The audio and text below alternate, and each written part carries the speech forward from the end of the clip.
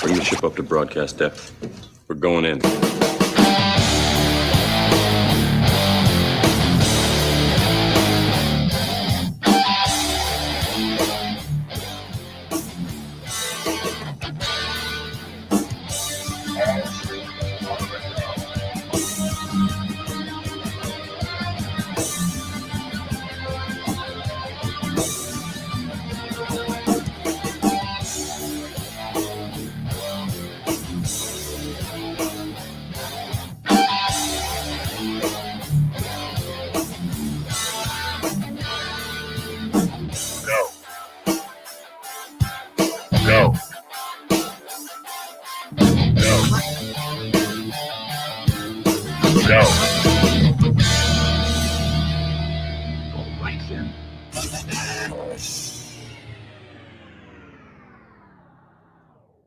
There we go. How's that? Like the new intro? How's that? You guys get that? Was that cool? Was that cool? Can you guys hear me? Everything good? Let me know. I'm running on a new board right now. I'm not sure everything's 100%. Was that loud enough? I'm still testing audio levels. I just got a new Rodecaster Pro. It's a very nice board. It's a mixing board. Guys, can you hear me okay? Everything's good? I'm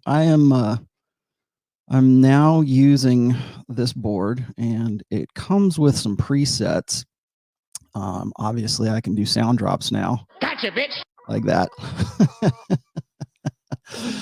That's great. I'm glad you guys like that. One of the cool things about being I might do actually an intro, like a standard intro. I'm trying to make things a little bit more professional here. That is one of the cool things about being a musician is you can actually make your own bumper music. How's that? You don't have to worry about YouTube. So, by the way, if anybody has a podcast or if you've got something going on and you are interested in some bumper music, my rates are very affordable. Hopefully that was cool. I got a couple other ones too. I got a few little things here and there, but I'm still kind of getting used to this board. So let me know if I need to come up or down or whatever. I'm using the headphones. I'm the only one in this show today, by the way. You got Rollo solo today. So I am still adjusting the headphone levels because it's kind of hard to get my mic levels balanced with the headset. I am in no way and nobody's imagination a sound engineer. All I know how to do is play guitar and record a few things. So I'm glad you guys like that. I've got another one here. A lot of the stuff is like old. What I did was I cobbled together some old sound cuts and obviously, I got some stuff from just various drops, sound drops and things like that. Where like this was, gotcha, bitch. Oh, that was a good one. What else do I got in here? The champ is here. I like that one too. Guys, we're going to do, hopefully my voice sounds better now. The Rodecaster Pro has presets, and I use a Rode microphone, which is this Rode podcast microphone that's right here. And obviously they have all of their brand of microphones already preset. So that's what I'm using today. Hopefully everything sounds to your liking.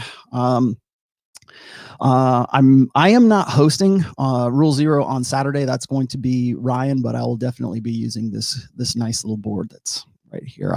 I'll post a picture of it on Twitter or Instagram so you guys can see what I'm talking about. But it's really a fun little toy. Let me know again if I'm too low. Just give me a holler. I'm still trying to figure out like I'm only looking at the board here, and I'm looking at the output from the board. So, and then it also has reverb and it's got all kinds of really cool stuff. So, anyways, today we're going to be talking about dread.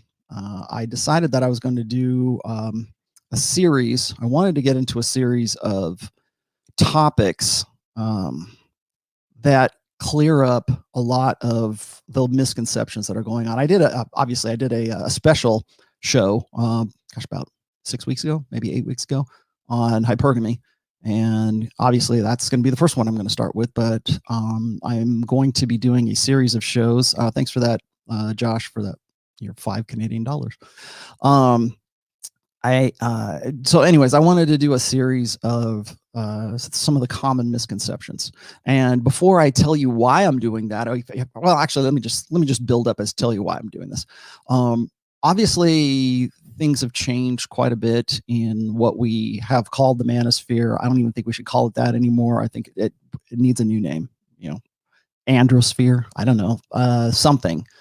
Red pill is, I think, still serviceable, but it's, everybody thinks MGTOW is red pill, or red pill is MGTOW, or black pill is red pill, or whatever pill is whatever pill. So just bear with me. Well, I think we're kind of in a transition as to what terms we're going to find that are going to be applicable. But as things have progressed in this community, I notice a lot of guys see this as I predicted back in 2016, 2017, 2018. There's a niche market right now for this kind of stuff. And I mean, to the point where you can go to seminars today and they'll teach you how to get rich online, how to get a blog, how to get a show, how to do this. And it doesn't matter what you do. It's just that you're doing something, right? Pick a topic, whatever. And the goal or the purpose of doing a show or creating the brand of me is really just the brand of me. That's what it is. Whereas guys like myself who have been in this sphere for almost 20 years, going on 20 years soon, I've been doing this for a while. I know a lot of other guys have been doing this for a while. And as new people come in, they end up sort of appropriating sort of old terms, I guess, or old ideas, and then reinterpreting them in ways they were never meant to be interpreted. I think one of the reasons why people have such a problem with hypergamy these days, or I'll get tradcons, or I'll get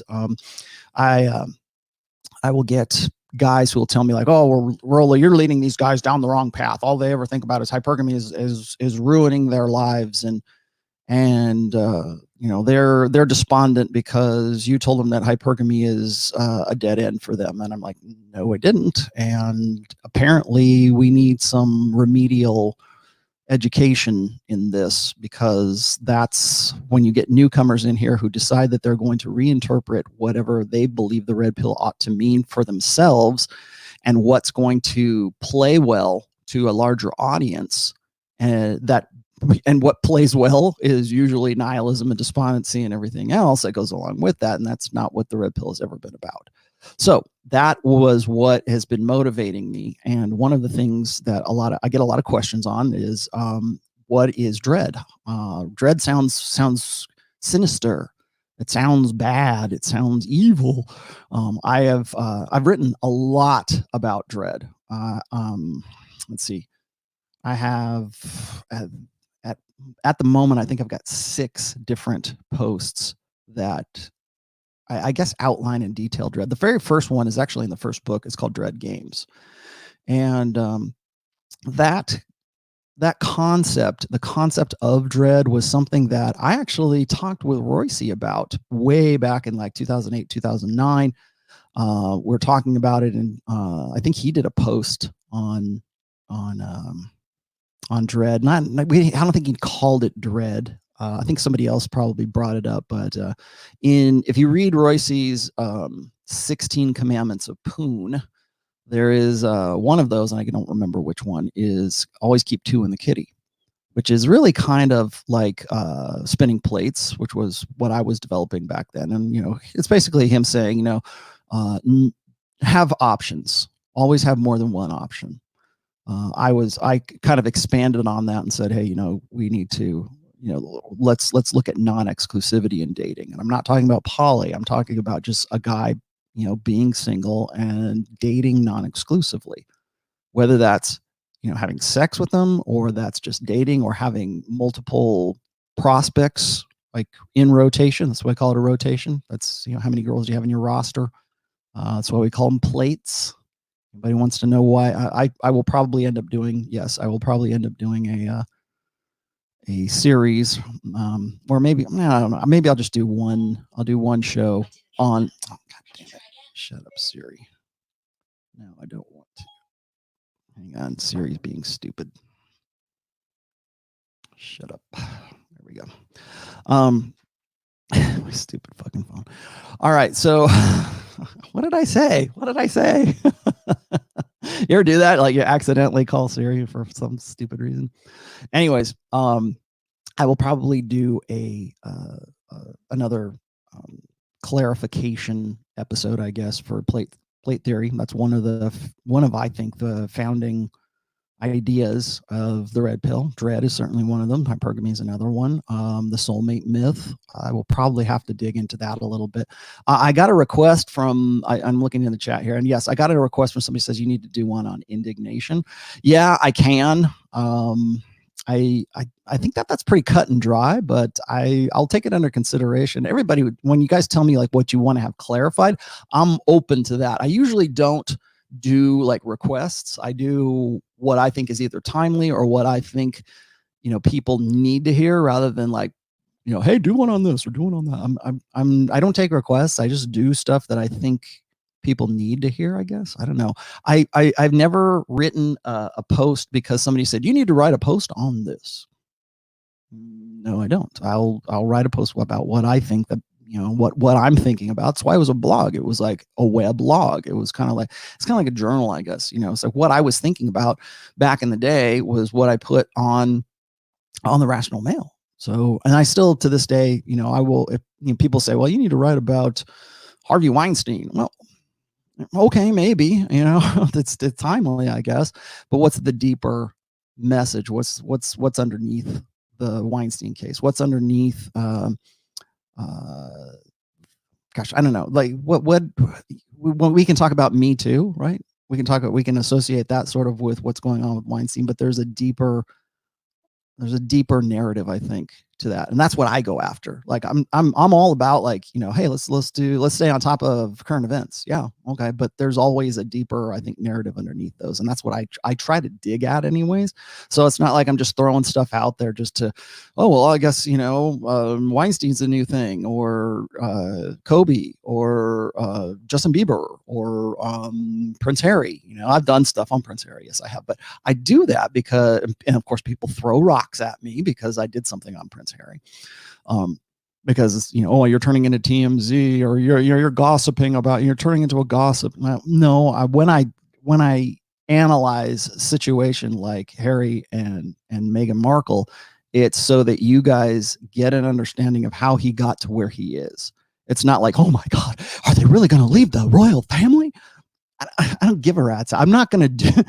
You will never see Rollo Tomassi doing a play-by-play of The Bachelor or Love Island or any of these other things. I might do some principles that are underpinning those, but I'm never going to do one that's like, oh, can you believe she said no, or she slapped him in the face, or the what was it?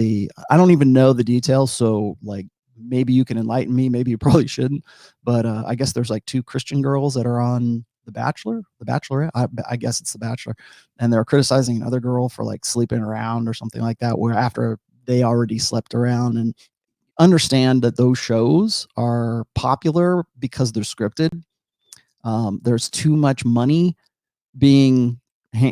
too much money involved in production and advertising and everything for it not to be scripted. So make sure you keep that in the back of your head when you watch those things. It's the same thing like when I did the analysis of what was it, Marriage Story with Pat Campbell, when that scene was making the rounds. I don't really care about the story or who the actors are or that it's a fictional thing. I'm more interested in how that thing came to be. So that's what I'm like when I talk about dread, or I talk about spinning plates, or I talk about the soulmate myth. Those are underlying narratives that go underneath things like that. So just keep that in mind. Well, as I go through these things, I felt that dread was one of these things that I think gets bounced around, and particularly by guys who don't know anything about the red pill, but they would like you to believe that they do. And so they want to say, well, this is the way things are about dread, and you need to, use overt dread all the time, and this is the only way to keep your woman in line. And yeah, but let's talk about it. Let's actually let's pare that down. Let's distill this down to why dread is effective and why competition anxiety is effective. And they'll talk all day about dread because dread sounds like bad. It sounds evil, right? Oh, dread! He's using dread.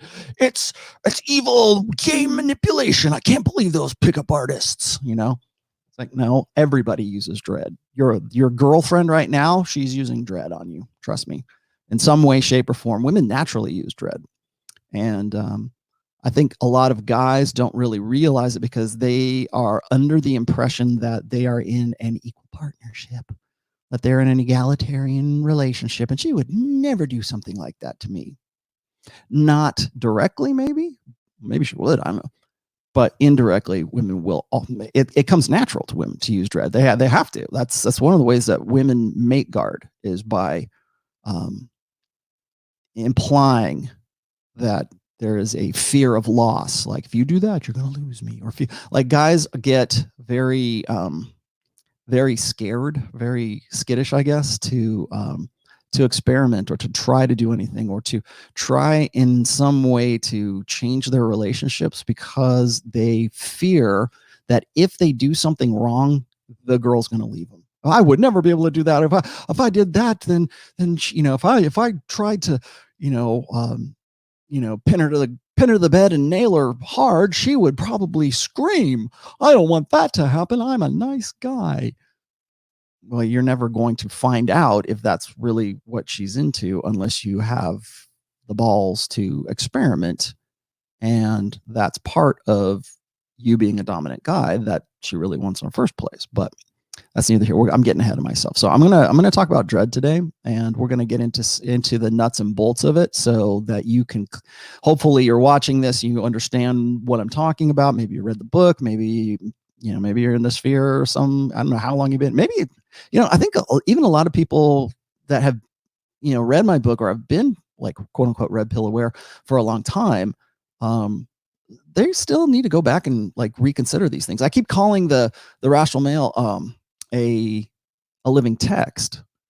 And so what that means is that you'll read through it and then you'll come back to it and you'll highlight things and you'll say, oh, okay, this applies to me right now because I'm in this situation with a girlfriend or a wife, or I'm single. How do I get and so at different parts of your life, you'll come back to it. Well, when you're coming back to those, I guess, key elements of the rational male, sometimes you need a refresher. Sometimes you got to say, oh, that's what he really meant. Or I think I'm really, I haven't the first time I showed my face was in 2017. So it's coming up on 3 years since I've been like semi-public. So that's, the book's been out for almost 7 years too. So,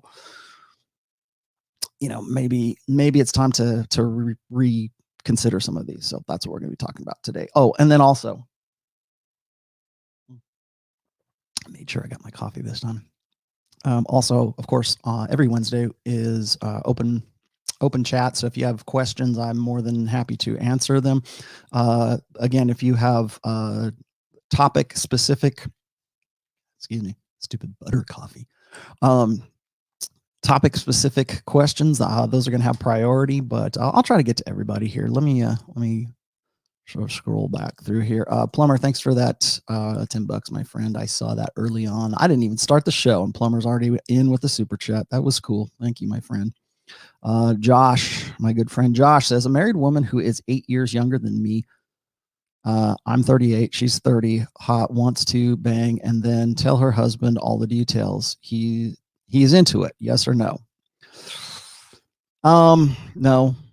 I only say that because that's probably a bad situation to get into. You know why you say no? Because go look at the situation that happened with Katie Hill. I guess she's a congresswoman from California. She just had to step down because she was in a quote unquote poly relationship, and everything was good in the hood while she was bringing home girlfriends for her husband, and so they could sort of have three ways and get after it. But the minute she took him up on going out and banging another guy, and she started catching feelings for that guy, that's when the problem started, and that's when all the hairy stuff went down, and that's one of the reasons why she's not the congresswoman anymore, because there was too much came out, too many pictures came out, and he was pretty much, I mean, what you would expect from a jilted lover. The only reason I say no is I think that a lot of guys think that they'll be into it. Like, oh yeah, it'll be hot to see you get railed by another dude, right? Until that happens. And it's one thing one thing I think that guys don't understand is, again, like other things in life, men and women have different approaches to like love, respect. I just wrote a really great post called Why We Fight. They have different approaches and understandings of violence, like how and why violence is something that either they're turned on by or they're repelled by. How men approach violence is way different than how women approach violence. So it's one of those situations. And I think that when it comes to paternity, understanding paternity is way different for guys. Guys are much more intense when it comes to paternity than women are. And I mean that in the sense that like women are generally okay with being nurturing to children that aren't their own. Whereas for men, as with most primates, that's not cool. They would most primates actually kill the offspring of other rival alpha men. Now, I'm not saying that's going to happen with you. It's like, oh, well, we can all just rise above it. We can get off on the jealousy factor and all that good stuff. But what happens is I think that most of those guys think that they're into it, or they think they need to be egalitarian about it, or they think they can eroticize their jealousy. I'm sure you've heard me mention this before. Until it happens, until she catches feelings for that guy, until the guy that let's just say you're the cuck, right? And you encourage your girl to go out and bang some other dude. It's all good in the hood and you're getting off on that for as long as you think that she can separate the sex act, from her emotional state. And I think that is another thing that men and women differ in when it comes to their interpretation. Men and women are different. I know that's a radical concept, right? They're different. And like I said, they approach things differently, certainly approach things differently in sex. For women, remember, their mating strategy is based on qualifying men. It's finding the best quality of guys, whereas for men, it is generally the quantity of women. Who's available? Ejaculate and evacuate, get in, get out, was unlimited access to unlimited sexuality, whereas women are looking for the best, alpha, seed, and beta need that they can realistically manage in hopefully one guy, but usually more than one guy. And I think that guys who are considering, being the I'm so secure in my masculinity, I'm ready to let my wife go out and nail other guys, like that guy. I don't think that they realize that when they are okay with that women don't approach sex the same way that they do. Like guys can go and get off on pornography, rub one out, and go down and go get a Slurpee at 7-Eleven, and like, no, who cares? It's like a utility. It's like Tom Likas has and I'm getting sidetracked, I'm sorry, but Tom Likas has said that sex for guys is kind of like having to take a piss. And you would love to go take a piss at a beautiful hotel in Las Vegas with gold-plated, faucets and a pearl toilet seat, and you would love to go on, marble floors and everything. You would love to go take a piss there, but when you got to go, a dirty gas station bathroom will probably do, right?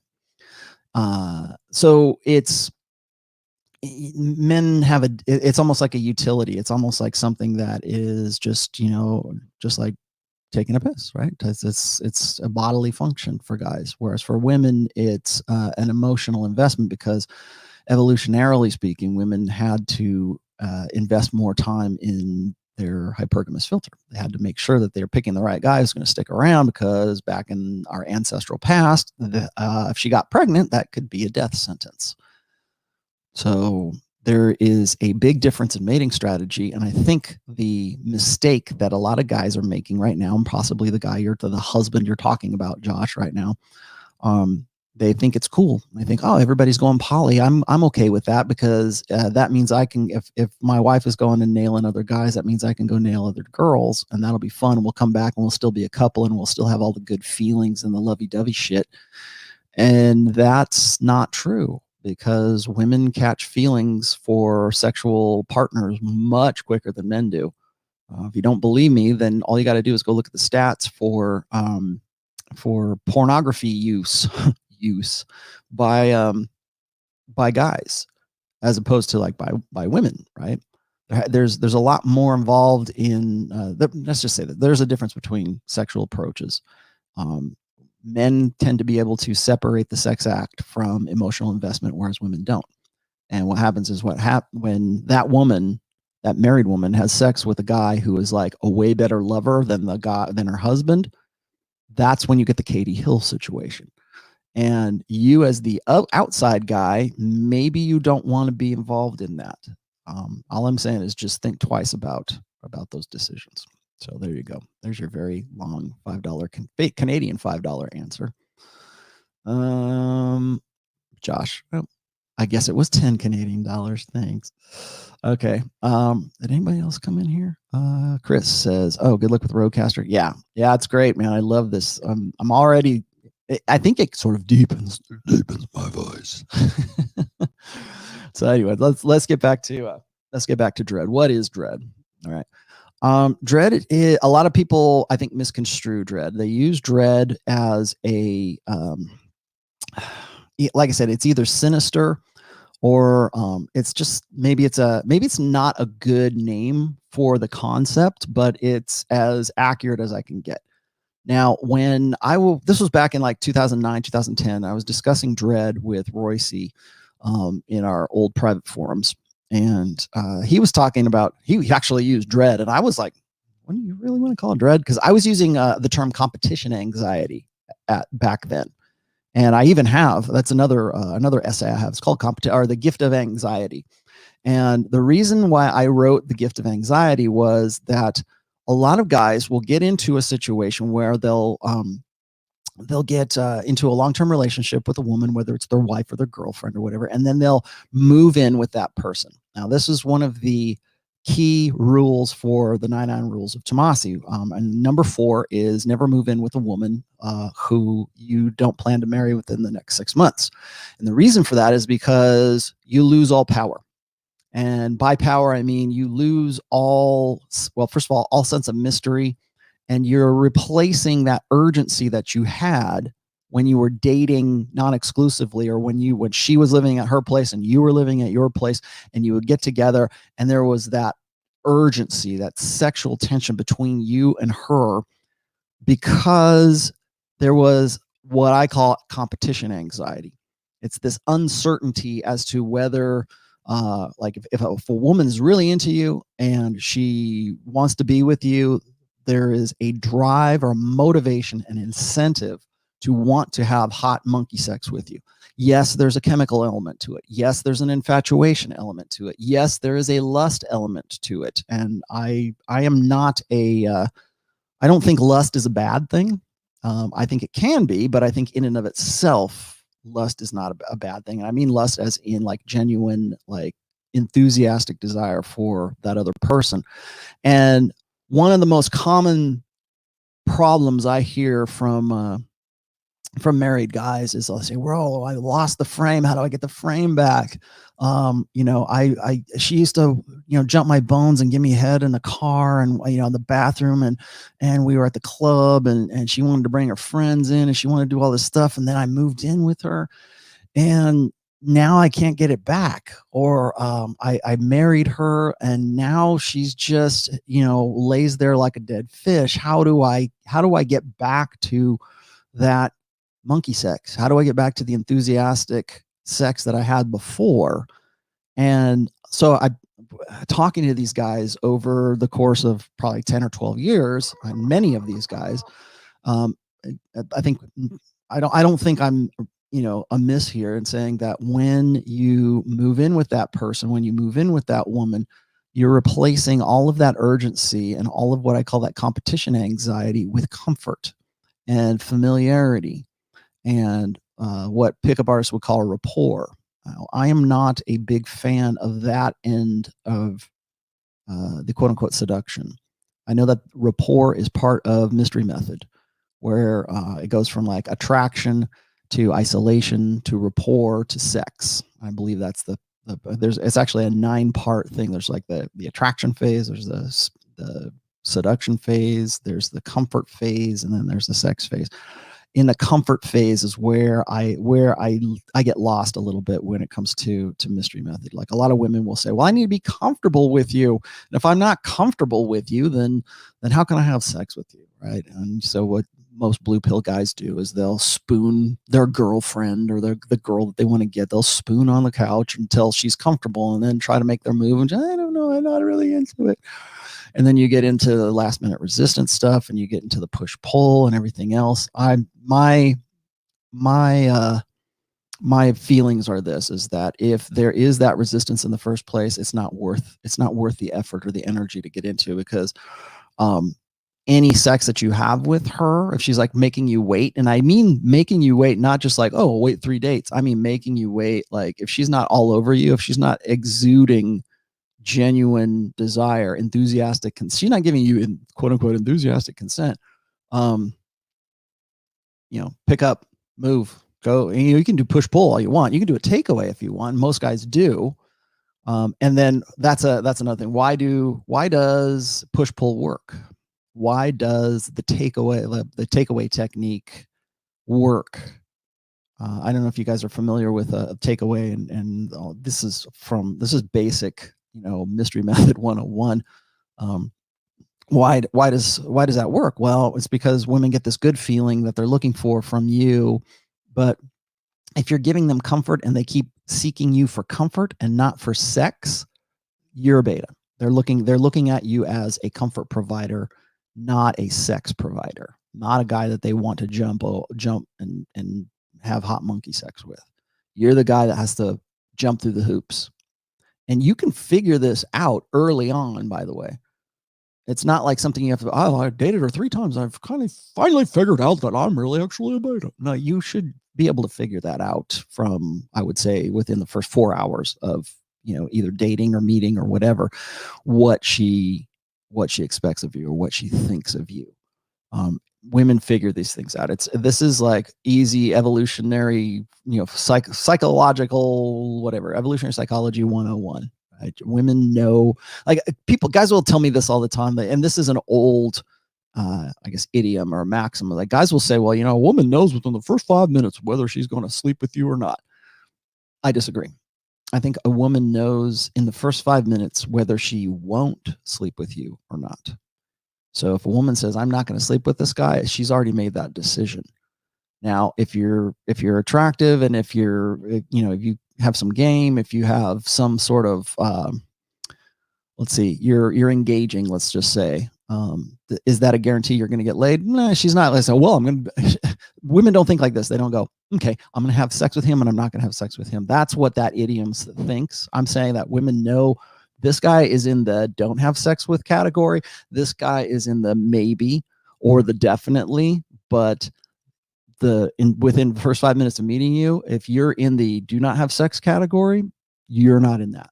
And that's where guys get stuck. That's where guys think that, oh, well, if I just make her more comfortable, if I just tell her I love puppy dogs and I just tell her that I love the same movies and music that she does. And, you like rainbows? I like rainbows. You like Disney? I like Disney too. you try that. Most betas, when they believe that most beta guys, most blue pill condition guys believe that the more comfortable they make a woman, that the better they'll get in there, right? It's because women have probably told them most of their lives, I have to feel comfortable with the guy before I have sex. But then they're the same girl that tells you that is the same girl that's, having sex with a hot guy in the foam cannon party at spring break in Cancun. And, I was drunk, he was cute, and one thing led to another. Right? That's the Kevin from sales, Donovan. It's Kevin from sales. So you get this idea, and I think a lot of blue pill conditioned guys get this idea that the more comfortable they make, the more they identify with women, the more they say, okay, well, I'm going to be sensitive to her needs, and I'm going to be more alike with this woman, and therefore, after a while, I will prove my trustworthiness, and she will then, one magical night, the clouds will part and the moon will shine on us, and she'll want to give me a blowjob. That's not how it works, dude. Sex is a chemical response. It's a chemical reaction. Arousal, I should say, is a chemical reaction. That's where I disagree with a lot of the early pickup artists. It's not so much about attraction as it is about arousal and saying things, doing things, looking a certain way, being a certain character that inspires what Royce used to call vagina tingles, right? Vagina tingles. It was what was arousal inducing, arousal inspiring. And a lot of guys, when they get into a situation where they build a relationship with a woman and it's all based on comfort and familiarity, that's what we teach most beta guys. Most beta blue pill guys, we're talking like 80 to 85% of the well, actually most population, we're talking about guys whose sexual strategy or mating strategy revolves around targeting one woman and putting all of his effort and energy into that one woman, because he doesn't have that. Most beta guys don't have that kind of opportunity. So it makes sense to them that if they invest themselves overly in one woman and prove to her that he would be the perfect boyfriend. Remember, perfect is boring. But these guys say, "Oh, I gotta, I would never do that to you." They become the phone friend. We call them, still do actually. Back in the old day, you call them emotional tampons. These are the guys who were there as a shoulder to cry on, and to be comforting, and to be that stuffed animal at the end of the bed to provide the comfort for her when she was done having sex with the asshole boyfriend. Hey, he'll never commit to me. He's off fucking some other girl right now. And you're like, yeah, baby, don't worry. I would never do that to you. How come you should call me, girl? I would treat you right. Blah, blah, blah. And then, 3 weeks later, she's back with the guy she was crying about, and the cycle repeats itself because she still wants to have hot monkey sex with him, and she gets her emotional comfort, rapport, familiarity, all that good stuff from you. Well, what happens is guys eventually wear a woman down, or the woman runs out of options and she says, "Oh, my good stuffed animal friend has always been the perfect boyfriend. Let's get married. Let's do whatever." And the guy thinks his ship has come in. He has just built this pre-relationship, like all the stuff, like being the good friend. I remember how women always say, "Well, you got to be friends first, and then a relationship will flower from there." You need that visceral, primal, animal arousal before you get to any of that. But guys, especially guys who don't have those options, that's what they don't think in those terms. They think in terms of familiarity. Well, so when I say, guys, you need to inspire dread in your woman, most of these guys are appalled, especially Christian guys. I actually have an essay called Christian Dread, because I got called out one time, I think it was back in 2015 or 2016, by a evangelical pastor about dread. And I told him, I said, you need to, I think Christian men above all need to be able to inspire dread in their women. Because if they don't, they're never going to get back to, they're never going to understand what their woman is actually capable of when it comes to sex, and it comes to desire, and it comes to appreciation and love. And there's more than, dread is, I should remind everybody, dread is not just about like, oh, do these things, make her feel uncomfortable, and then she'll want to have sex with you. It's more than that. It's way more than that. So what the reason I'm sort of giving you this preface here is because most beta guys are very uncomfortable with even just the term dread. So if I say, oh, you need to inspire dread, or you need to inspire competition anxiety, they don't like the word anxiety. I don't want to cause anxiety, and she'll leave me, So before I dig into what dread's all about, try to at least track with me here and try to stay as objective as you can in understanding what I mean by dread. It's one of those, like, for lack of a better term, things like it's a placeholder term, like a lot of other things in the red pill. I wish there was, like, when I say women love opportunistically and men love idealistically, if I say opportunistically, they think, oh, that Rollo thinks women are evil and horrible. No, that's just the best word I can think of. And I try to, add the little asterisk next to that and say, look, I mean opportunistic in the nicest possible way. I mean dread in the nicest possible way as I can put it, because when you say you need to inspire dread in a woman, it sounds manipulative. It sounds like, oh, you're playing games. I can't believe what is Mrs. Tomassi, that you play games with her all the time. Is that what your whole 25-year marriage is built upon? No, asshat. Listen to what I mean. Okay. Let me get to some of these here. I'm getting behind. Hang on. Guys, let me know if the audio needs to come up or down or whatever. Let's see. What do you have for me? Dad does dread and keeps frame at home all the time. Yeah. Okay. I need to reach 27. I need to reach 27 to really understand his game and use it as an example. Dad 1, Disney 0. Yeah. For guys who have a natural attraction for women, like, or from women, like they're very attractive guys. The guys that we would call a natural, the jerk boyfriend who is a natural, that guy sort of inspires dread or causes dread in women without causing dread in women. You know what I mean? It's not like it's him and who he is and how he lives his life and what he's about. Maybe he's about himself. He's about, like, women will say, well, he's so self-centered. He's a self-centered jerk. He doesn't think about me. Wah. But she keeps going back to the guy to get after it with him. And the reason why he's attractive is, yeah, there might be some dark triad stuff, but it's primarily because he's his own mental point of origin. And when you make your decisions, your life decisions, based on yourself being the most important, or the first thing that pops into your mind when you're making decisions is you're your mental point of origin. If you have value to a woman and you're not giving that value to her, if you're not paying the attention that you should, that makes her qualified to you. And there's nothing that is more attractive to women really than a guy who, I've said this in the threat, in case you guys know, I have an essay called The Threat. There's nothing that is more attractive to a woman than a guy who understands his own value to women. So it's one thing to have a guy who's a natural alpha. He's a good looking dude, hot guy. Women want to get with him. He's on Tinder, shows off his 6-pack abs, and women want to just jump his bones, right? There's that guy. And then there's the guy that's exactly like that, who knows he's hot, who knows he can use it. That is the guy that women really, he's really hot and they want to get with him. But that's the kind of guy that really inspires dread in women, because that's a fear of loss. That's really what dread is, by the way, is a fear of loss. Let me move down a little bit more here. But yeah, so yes, for some guys, dread comes naturally, I should say.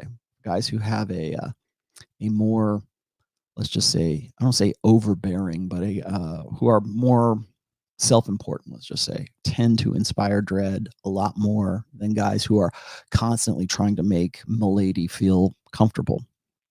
Math boy, I see you, math boy. I'm trying to see if I've got, and did I miss any? I know Sam's in the chat, by the way. Thank you, Sam, for being the moderator of the Rational Male with its all new hitting soundtrack in the beginning. I got another one to play for you guys later. I should do it. I should do it at the top of the hour. That would be funny. Okay. Let's see. Math Boy has said, oh, there was one other one in here. Let's see, Dad. Oh, Math Boy. There you are. Sorry. No, I didn't pass you up. Math Boy says, do you make your wife have validational sex with you where she is trying to please you for validation? You have to understand Math Boy. First thing you need to do is you need to go and read this essay that I have called transactional versus validational sex. The reason why I'm saying that is because you need to understand what validational sex is for women. Validational sex is the sex that women want to have with you. Like whether there's money on the table, where there's resources on the table, whether there's reputation or status on the table, doesn't matter to them. They just want to have sex with you because you're hot, because they're just like, you know what, in their hindbrain, their lizard brain says sex with this guy would be very, well, not just ego affirming, but very satisfying, because I want to experience a guy like that. That's validational sex. That's the kind of sex that a woman has enthusiastically. There is no, oh, did you do the chores, honey? Oh, okay, then I'll have starfish sex with you. That's transactional, because you have to do something for it. So whenever if you're going to ask me questions like this, you're going to say, well, does your wife have validational sex with you? Let's just say this: my wife doesn't have transactional sex with me. Okay. Those days are over. Anything that would even reflect that is gone now, because she knows where the money's coming from. She knows where the lights are going to be on. Everything's good. I do what I do, and I've done it for a long time to turn a buck. And if it was just about like, oh, you got a big paycheck, let's go have sex, right? That's not the kind of sex I have. Okay. I have stayed in. Remember, validational sex is primarily founded on your visceral self. Okay, like how good you look, how good you sound, how good you smell, like all the things. It's like sensual, right? Obviously, but it's not a you did this. It's not a quid pro quo. Right? It's not like you did this, and so therefore I'll give you sex. That's negotiating desire, and you're not, as I say, you can never negotiate genuine desire.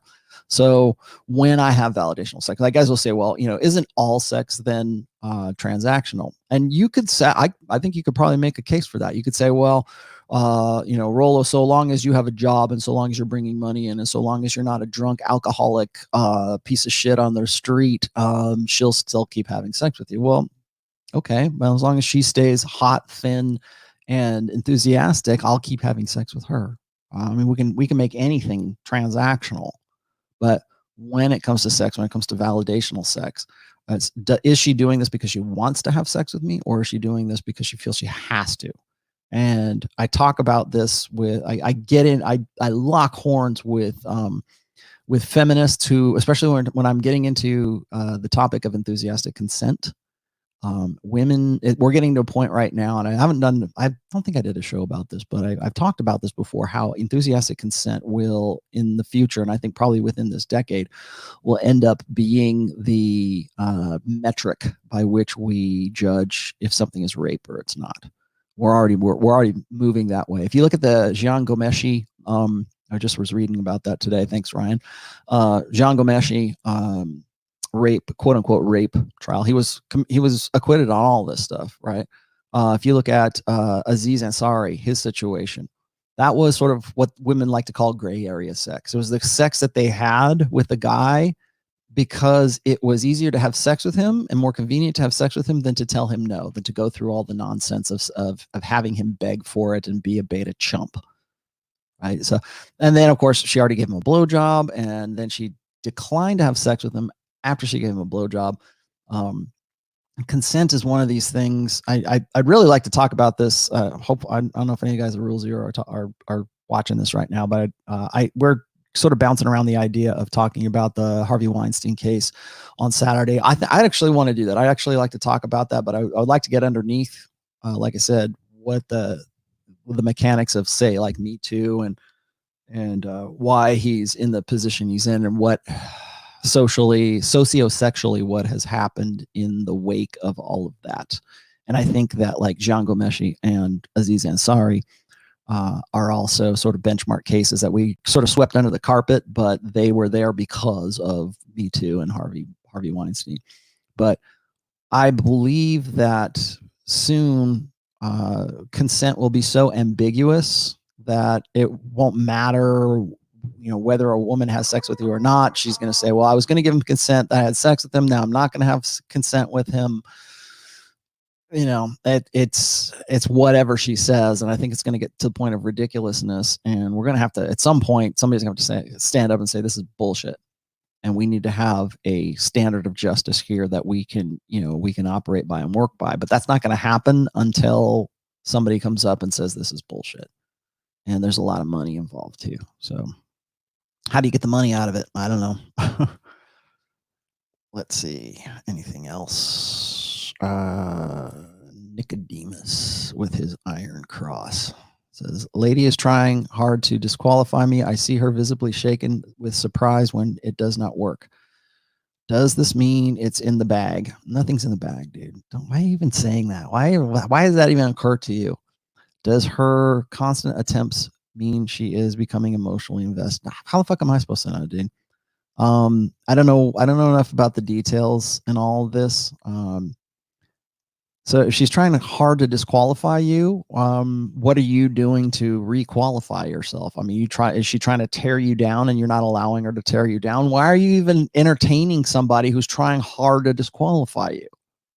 You know, it's like PUA is talking about like, oh, well, I thought I wasn't going to get the lay, but then I pushed past last minute resistance. Why are you doing that? Why is there resistance at all? Why isn't she just tearing your clothes off?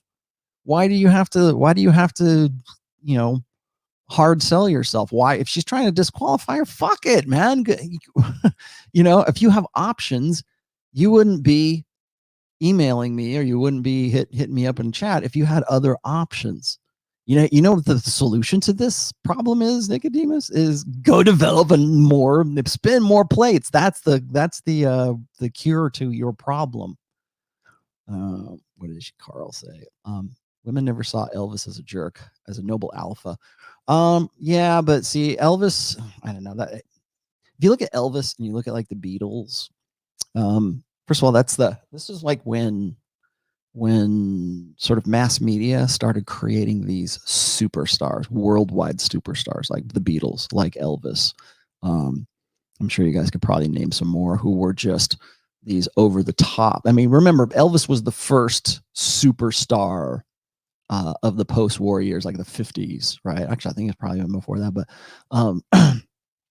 but so Elvis is a big deal. Was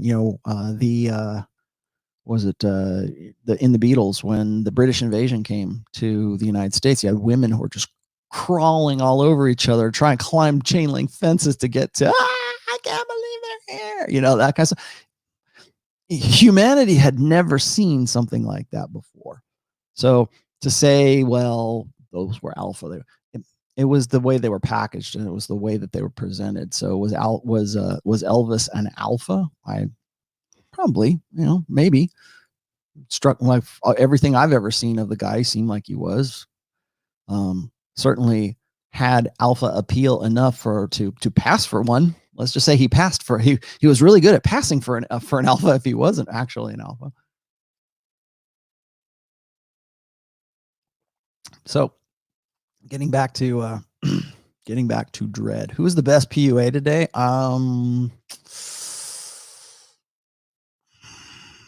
PUA is different, man. PUA, like, I know all you guys wanted to talk about Sunday's show because I was talking about PUA stuff and all that good crap.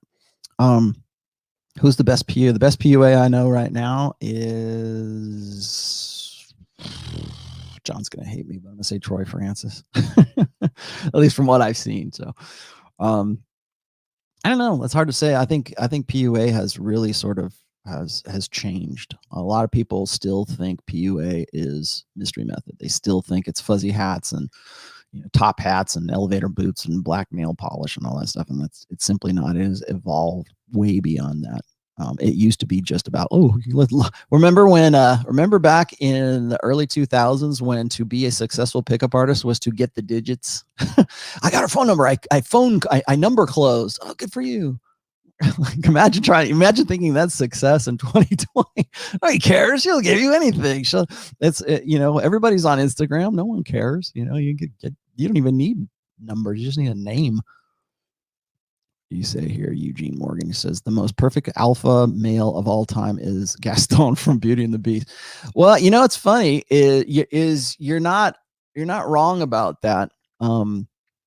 He was actually somebody did a breakdown of why Gaston was a better choice for Belle than the Beast. Or like, because he had, because he was pro-social and maybe he was a little self-absorbed. He was more self-absorbed than the Beast.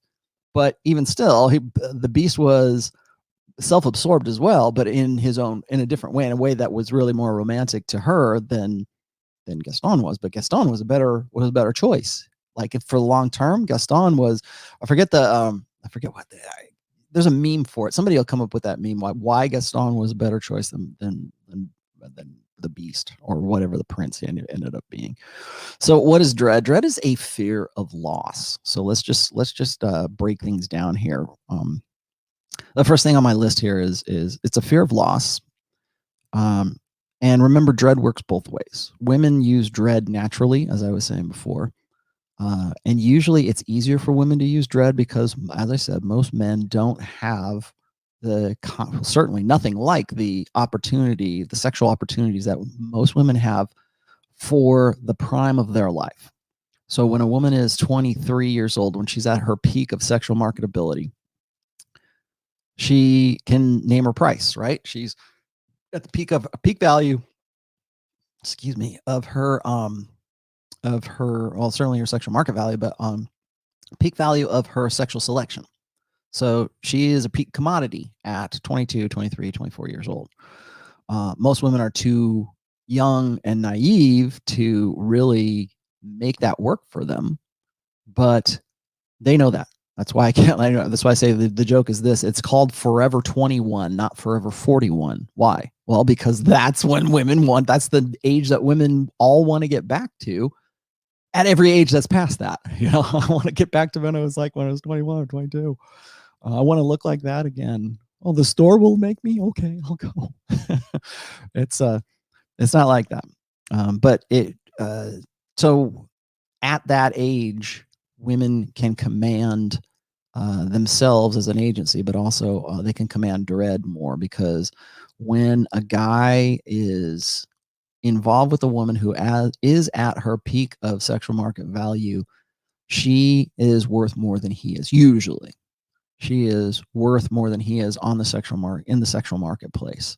And so when a woman who is, she gets to say 22, 23 years old, and let's just say she tops out at being like a 9, like an HB 9. And again, I'm sorry if this offends you, but we have to quantify things here so we at least have something to compare to. But let's just say she's a 9 on a scale of 10. Looks wise, sex wise, everything. Let's just say she's a 9. Unless you are a guy who is a 9 or above, you're probably going to adopt, and most blue pill guys will do this, you're going to adopt a scarcity mentality. You will never find a girl that is that hot ever again. So you don't want to fuck anything up. You don't want to mess anything up. This is another part of today's topic, and the thing that goes hand in hand with the concept of dread is the cardinal rule of relationships. Now, the cardinal rule of relationships is not just about intersexual relationships. It's about all human relationships. So, and the cardinal rule of relationships, and if you've read my first book, you will find it in there, and you can find it for free on my blog as well. The cardinal rule of relationship is that the person in any relationship, the person with the most power, is the one who needs the other the least. So when you are necessitous, if you're a necessitous man, if you need a job and somebody has the job, that person has more power over you. If you're, I bring this up in the concept of frame as well, but if you are living at home and you need your parents' resources to sustain you more than they need you, they have the power in that situation. You are operating in their frame. And that's always been the trick of PUAs, is to get women to qualify to men, to at least present the perception that man is more valuable than she is, that she needs to qualify to him rather than him qualifying to her. And that's always, the early PUAs picked up on this, and they say, okay, how do we do that? How do I get, like, if the cardinal rule of relationships is she needs, in this case, she needs me more than I need her. If I can foment that idea, if I can convince her in some way to think that I'm the shit and she wants to be with me. Remember, it's not so much about who looks the best or who fucks the best or who has the biggest job or who has the best, the biggest dick or whatever. It's who can convince a woman that that's the power dynamic, that he is worth more. He doesn't need her as much as she needs him. And that's really tough to do for really attractive women who are like, say, 23 years old, and they've got a worldwide network of beta orbiters throwing themselves at her feet, in, figuratively speaking, maybe literally speaking. So I think one of the things that really kind of killed off at least the early version of pickup artists is the global sexual marketplace, is cell phones, is social media. So when a woman has all of that at her fingertips, at least that kind of attention at her fingertips, that's great. But the problem is, and here's the trick, is a lot of guys will say this, a lot of gloom and doom black pill guys. I promise I won't pick on MGTOWs, but black pill guys will say, why would I even bother with a woman because she has all of these guys who are always available to her. She's got a worldwide network of beta orbiters. What chance do I possibly have to get with her? Well, you still don't understand the nature of women, because attention is the coin of the realm in girl world. Yes, that is true. But certain attention is more valuable to her than other attention. Hypergamy never seeks its own level. So women are looking at or above what they perceive is their own sexual market value. You can get better than that. Is he the best I can do? Well, if there is a way that you can present that, if you can, in some way, we understand women's innate psychology, and you can sort of get under their skin. The idea, of course, then is to use the cardinal rule of relationships to your best advantage. So that's really where old school pickup artistry started, was get her to qualify to you. You're the prince. You're the one who, you see all these beta guys buying her a drink, and you flip the script. Why don't you buy me a drink?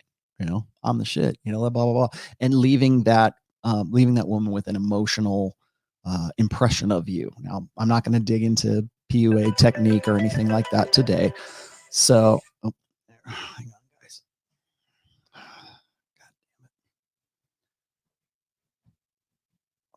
Sorry, stupid phone once again. My bad. So there's the cardinal rule of relationships, and that's really the foundation of dread. And so what is dread? Dread is a fear of loss. And what that means is you've got something that you need more than the other person needs. So particularly when you're in a lopsided relationship, like guys always say, well, how come I lost the frame once we moved in together? How come she won't have sex with me now after we moved in together? Well, you lost the frame because she never had any dread for you, and you're basically taking your relationship and you've turned it into something that is predicated on comfort and rapport, familiarity. Familiarity breeds contempt. But once she's in that situation, now she understands that you need her more than she needs you. And that's really where modern marriage goes wrong, because it pretty much puts men into a complete state of helplessness. And so when a man says, I do, and he signs it on the marriage contract, and he signs over his assets and everything else because he's in love and whatever, it'll never happen to me.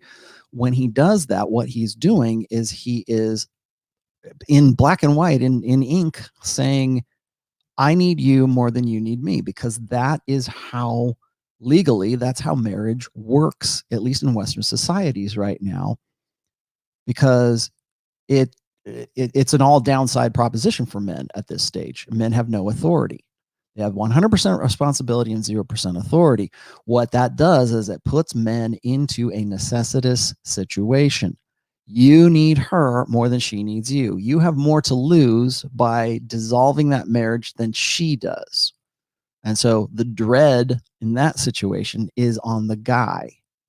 And women know that. Most modern marriage, unless you have a religious marriage, you have a covenant marriage, or you're a Muslim, like if you're like Abu American, you got 3 wives and they're locked down because you have authority as a man in that religion, and that's the game they've agreed to play. Then they need you more than you need them. So if that's the case, you have authority and you can decide, well, I'm going to take on another wife, or I'm going to do whatever I'm going to do. And of course, in a religious context, it can be about um, that guy, and women will accept that because they have been brought up that way. That's the power dynamic is something that they presume from the time that they're a little girl, that okay, your husband is going to be the figurehead of the household. He has the authority and you're supposed to default to him, even if legally outside of the religion that's not the case. So dread is a fear of loss. It is also fear of losing someone, like I was saying before. It is also a fear of a loss of opportunity. And when I talk, like, for this part of dread, I need to sort of separate things out here, because when I talk about competition anxiety, what I mean when I talk about competition anxiety, it's when you are single, when you are dating a woman, or you're out in the field and you're dating non-exclusively, and anxiety is a good thing, right? And again, I'm using anxiety in as nice a connotation as I can, but anxiety is good. It's a good thing to inspire in women. It's a good thing. Urgency is a good thing to inspire in women. There's a reason why they call it sexual tension, because there's a tension there. And what does that tension consist of? It consists of uncertainty. Of, am I going to get it with this guy? Is this guy, does he have a girl? Does he have a girlfriend? Does he get it? Is he hot for me? He's really hot. I hope I can get with him. Like, there's that qualification. Most women are used to having men qualify to them, but they love to be able to qualify themselves to men who are worthy of that qualification, or they at least perceptually think that guy is worthy of their qualifying to him. This is where a lot of guys get thrown around, because they'll go, I can't believe she'd be with this, heroin addicted, rock band drummer guy. How could she possibly be with that guy? Well, at somewhere along the line, she started qualifying to him. At somewhere, he was successful in making her believe, even if she could be like Pamela Anderson, right? She could be like this big, gorgeous, big boob, blue-eyed girl, and she's qualifying herself to Vince Neil. All right. She's qualifying herself to, somebody who's, not what we would like to stereotypically hope an alpha male would be like. But at somewhere along the line, she felt that she should qualify herself to him to be in his frame. And then he's setting that frame. And so the guys say, well, she's in an abusive relationship. I would never do that to her. Well, she's in the relationship by choice. She wants to be there. She wants to qualify herself to that, because somewhere along the line, the reward of being with that guy overweighs the fact that she's got, 20 guys on her Instagram who are falling all over themselves for her. So the key is like instilling an ideal that you are more, if you're going to instill dread, it's instilling the idea that you are more valuable to her than she is to you. Again, that's the cardinal rule of relationships. So that's where the dread, she's dreading loss. She's dreading also the loss of an opportunity. Hypergamy cannot afford to miss out on the perfect opportunity. Hypergamy is, like I said on Sunday, I said hypergamy is anything. If it's anything, it is pragmatic. So it's always looking for the turnkey relationship. It's looking for the guy who's already hot, already self-made, is the best of all things that she would qualify a guy for. If that guy comes into her life, she will be amazed at what a woman will do for that guy. Because it's a turnkey relationship, meaning the guy has $1 million and he's an entrepreneur and he looks like Brad Pitt, and he's the ideal. He's the hypergamous ideal. Well, those opportunities don't come along all that. There's plenty of guys, like I said, beta guys who are beta orbiters will fall all over themselves to get with her and qualify themselves to her. And here comes a guy who, at least perceptually, believes that she should be qualifying to him. So what's this guy got going? I think a lot of the early pickup artists, the main focus of at least the attraction phase was presenting the appearance that he has more going on. I've said this before, and you can quote me on this. This should probably be a sound drop, actually, but there's nothing that is more self-satisfying to a woman than to believe that she's figured a guy out based on her mythological feminine intuition. To think that her, like, she's figuring, like, when we say that, you have to be a mystery, you have to be an onion, right? You have to peel away the layers. It's like Shrek, right? You got to peel away the layers. You got to be something, an enigma, something that she wants to get wrapped up into your story. Like I have a post on the Rational Male called Breadcrumbs, and it goes into detail about how you can sort of instigate something like that, how to be a mystery, how to leave strategic little bits of information so that you're sort of teasing along that imagination, of course, but also that intrigue, I guess, is really the word I'm looking for, to intrigue her into like your story and to come into your frame and to get her to start qualifying to you. So she has to be the one who's calling you. She's the one who is texting you. She's the one who can't get enough of you. And from there, you have to be her drug dealer, right? And I'll talk about this later, but that's where indignation comes into all this. Indignation is really, I probably could put it into this talk too. But indignation is a key element of dread. But it's sort of like the live form of dread. Indignation is. So there's the loss of opportunity. Hypergamy can't afford to miss out on those golden opportunities. So if you can find a way to convince her to qualify herself to you, what you've done is you've instilled some sort of dread in her about losing out on the opportunity of getting with you. Like, okay, this guy looks like he has a lot of girlfriends. Most alpha males have lots of girlfriends. They have lots of opportunities. There is a part of a woman's hindbrain. Thanks for that $5, John Garcia. I appreciate that. There's a part of a woman's hindbrain that understands that, right? Remember, we were talking about how a woman will decide whether or not she is into having sex with you or she's just never going to have sex with you. Once that decision has been made, once that perception is there that he's somebody that she should be like, looking up to, admiring, following, texting, encouraging this, like I said, breadcrumbs, get her to come into your relationship or your frame. The fear is that she would lose out on an opportunity, a golden opportunity to be with a guy who, at least to her mind, is the embodiment, the representation of that ideal guy. Like, okay, he's pretty hot. He loves his mom. He likes puppy dogs. He's got a good job. He's going to be a doctor soon. Oh, I gotta follow, that. And I'm not saying you actually go and lie to her and tell her all that kind of stuff, but I'm just saying that's the mechanics. That's the process that's being used in a woman's hindbrain. So hypergamy can't afford to miss those opportunities. And that is the key element of opportunity, what dread with respect to losing out on an opportunity. The other kind of dread is a loss of investment. Okay, now I'm done with this.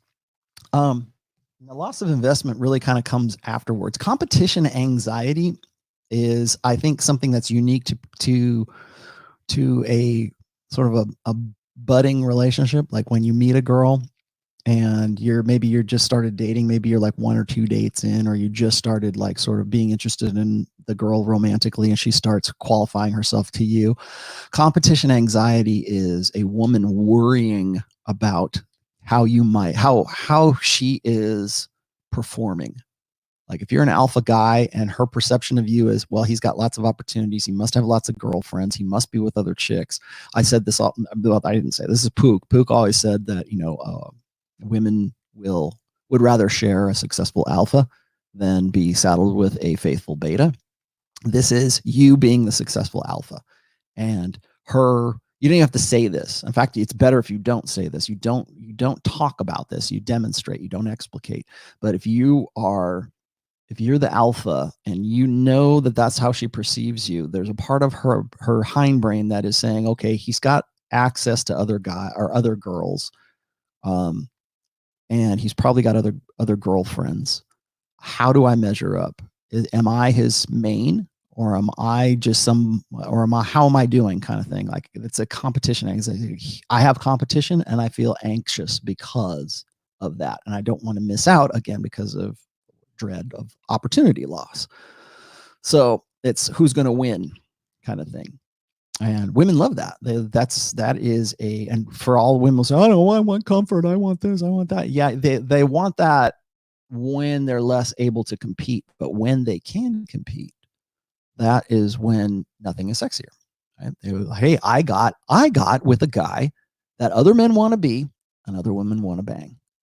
That's very ego affirming for women, is to be with, like, because that's the guy that they get is always going to be like every guy who is married, his wife has an ego association, for better or worse, an ego association with the guy that she's with, and some women will defend to the death the reputation of a guy that everybody, including yourself, knows is pretty much beta, but she'll still defend him because she's ego invested in the idea that she is associated with that guy. So just an aside, but once you get past the competition anxiety, once you get into sort of a semi-regular relationship with a woman, that's when women have a dread of investment loss. So the opportunity's already been settled. She's with you. Now that she's with you, she doesn't want to lose you because she's in your frame for whatever reason, and she's qualified herself to you. Now she wants to, have some sort of comfort or some sort of consolidation. And while it is necessary for a relationship to have some element of comfort, I'm not saying you have to keep her on edge and like, oh my God, am I going to lose? That's what a lot of guys who are critics of dread always say. They'll say, I can't possibly do that. That's horrible. I would never do that to a woman. She, I don't want to keep her on pins and needles all the time. I can't, who can live like that? Well, that's not what I'm saying. I'm just saying that you need to find some way to re-stimulate that. If you want the sex to come back in your marriage, you got to find some way to reinsinuate, I guess, dread in some way. You've got to make her fear loss. Even if it's not ever going to happen, she still needs to have some sort of dread over, if I am not this way, if I am not qualifying myself to this guy, then I could possibly lose him. And I've got kids with him and I've got this. And even guys are going to watch this. They're going to go, well, it doesn't make any difference because in Western society, she gets cash and prizes. She walks away from it. Yeah. But there's still an emotional investment. There's still I don't want to say relational equity in there. Look, women do actually believe in relational equity, I should say. I usually criticize men for becoming overly invested in relational equity, but women do it too. Women actually put, like, hey, I helped him through college, and now he's made partner in the law firm, and he's making more money he's ever made before, and he's going to divorce me and start banging his secretary. That's a fear. That's an existential fear for women, is that they will put and invest their best of their reproductive years and their sexual market value years into a guy who that they hope that once they are no longer marketable will still love them and love their kids and still want to be a part of, their lives. And then all of that goes to shit, because he's like a typical guy, right? He made partner, and now he's a vice president of the company, and now he's banging his secretary, and he's going to dump me. I'm going to be in the poorhouse, and he's going to have his trophy wife. Okay, that's apex fallacy right there, ladies. So if you're watching this, I know that is, like, women will always bring that up. They'll say, well, men do it too. They pick up trophy wives all the time. It's like, highly powerful men have done that in the past. But we're talking about the men at the very tippy top of the freaking pyramid. We're not talking about all the guys down at the bottom, everything else that goes along with that. We're not talking about those guys. This is a real prime example of apex fallacy. So yeah, there's guys that will do that, and that's a fear of dread. It's a fear of loss of investment. When women mate guard, that's where that is coming from. It's coming from a position of fear of loss of investment. I better fuck his brains out. I better give him a blowjob before he goes off on this business trip, because that'll keep him, keep him in the family, I guess. Give him a blowjob to reassure that the family stays together. There you go, ladies. So that's another part of dread. So dread is there's reasons for dread. Now, most women don't ever really experience dread from the guy that they're with, because, as I was saying earlier, that most men are beta, most men are blue pill conditioned. Most of those guys predicate their relationship, their marriages, their whatever, their connection with you based on making you as comfortable as they possibly can, ladies. Hopefully ladies are listening to this. But what blue pill guys do is they will get into a situation. They're what I call betas in waiting. And they are conditioned from a very early age to be useful to women.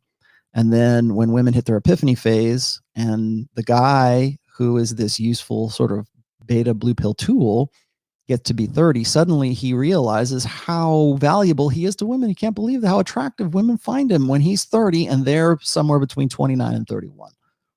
Because they are going through a part of their life where they are more necessitous than they've ever been in their lives. And if a guy is still ignorant of how the game is played, he's never read my book or has never become red pill aware, he's like, I don't know, they just like me now. This is great, And so now they think that they're spoiled for choice, and then they also still believe in that old idealism that, like, oh, she wouldn't be spreading her legs for me if it wasn't meant to be. If she wasn't my one. Oh, this is great. She's finally matured enough to see the light and see how valuable and how great a guy I am, and I'd be the perfect father and the perfect boyfriend.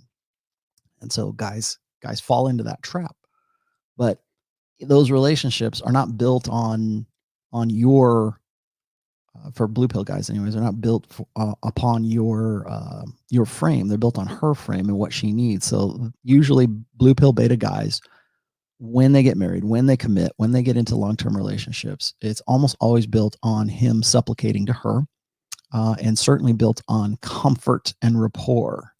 So most beta blue pill guys believe that women need comfort above all else. Be comfortable, because that's all women have ever told them is, I have to be comfortable to have sex with. Didn't have to be comfortable to have sex with the guy in the foam cannon party in Cancun when she was 23 in spring break. But she has to be comfortable with you. And just an aside here, as I've said a million times, and yes, I coined this phrase, women make rules for beta males. They break rules for alphas. So women will say, oh, I've never done this before. I've never given a blowjob to a guy at a bachelorette party. I've never done that. It's not me. But then they'll require you, Mr. Beta Male, to spoon with her and make her feel comfortable and prove your love and qualify yourself to her and to fit yourself into her frame. And usually the reason for that is because when a woman gets to that point, when she's in her epiphany phase, she's having this conversation with herself. She's having a conversation. It's her id and her ego. Her id is saying, I really want to have sex with hot guys and foam cannon party. How come we can't fuck Kevin in sales? And her ego says, well, we're getting older. We got to think about our future. We got to do these things. This guy's, he's not as exciting as Kevin in sales, but he's got a job and he's in love with us. And why not? And the ids goes, no, I want to fuck hot guys. And then the ego is like, well, I'll tell you what, we'll encourage him to be a hot guy, right? We'll make some compromises. We'll do something. And so at some point there's this back and forth. And as part of that conversation and that sort of inner conflict that women have during their epiphany phase about settling on Mr. Good Enough, on the guy who's not really plan A, he's more like plan B. There has to be some kind of, balance, I guess, between the id and the ego, where she says, okay, well, maybe he'd be good at this, or maybe he'll man up later, or maybe we can find some way for him to be, more exciting later on down the road. And eventually what happens is the ego makes the I've written about this before in case you're wondering where all this is coming from. The ego says, okay, well, let's test him. Let's make sure he's the right guy. So usually it's like for a hot guy, for the alpha guy, there's very little mitigation between her getting involved physically with that guy, whereas her ego and her id are hesitant to get with the guy who is not the fun, exciting guy that she had sex with back in her party years. She wants to get with she still needs to get with him, at least make him prove himself. And that guy has spent his entire life trying to find some way to prove himself to women, to find some way to qualify himself. So to that guy, dread is you might as well be speaking Swahili. You may as well, if I say dread, it's like, that's Chinese, man. He doesn't know what the hell you're talking about. He doesn't want to even hear about that because he doesn't want to blow his first perfect thing in his life. So me telling like Mr. Beta male guy, hey, you need to, if you want her to have sex with you, you got to find some way to instill dread or competition anxiety, or you got to find some way to prompt social proof or pre-selection, so that you can prove to her, not to her personally, but to her hindbrain, that you are the guy that women want to fuck and other guys want to be.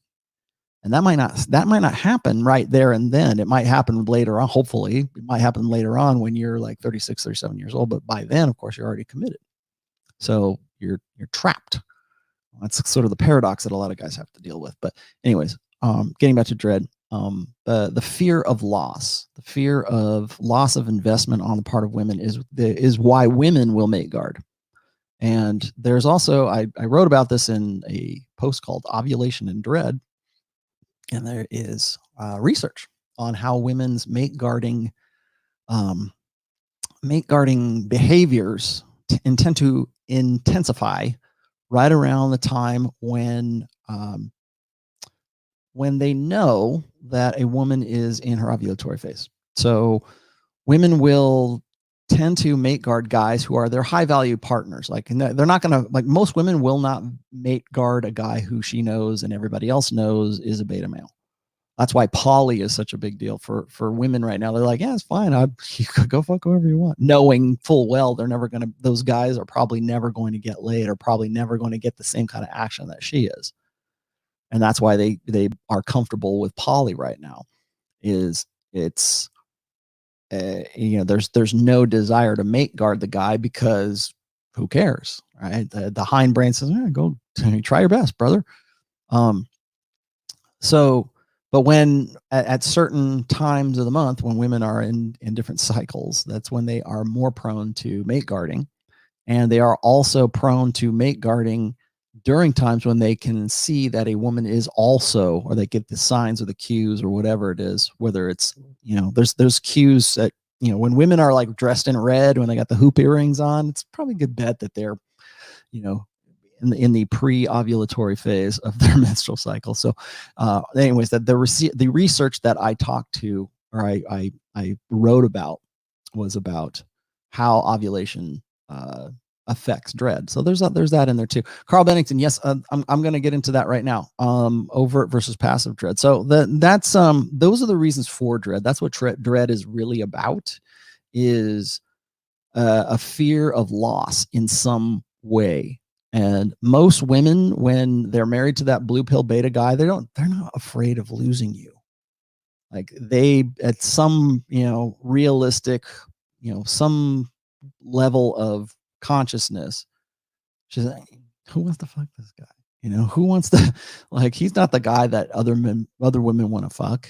He's not the guy that other men want to be. So there's no mate guarding. There's usually a lot more rules. That's really what chore play is. I'm sure you guys have probably read my essay on chore play, which is, there's this very stupid, easily debunked idea that if a husband does more around the house, changes the diapers, washes the dishes, does all these things, these domestic chores, that women will in some way get hot for that.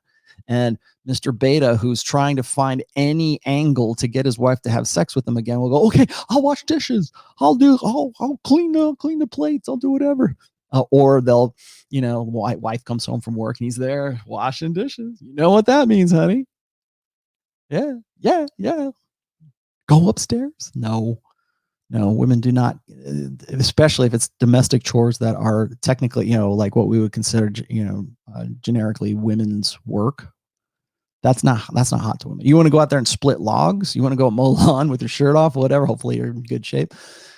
Yeah, go change the oil in the car. Go do, stereotypically, conventionally gender specific, chores around the house. Yeah, women might get a little bit aroused by that, but not you changing diapers. Not you, alphas don't do those things. And her hindbrain knows that.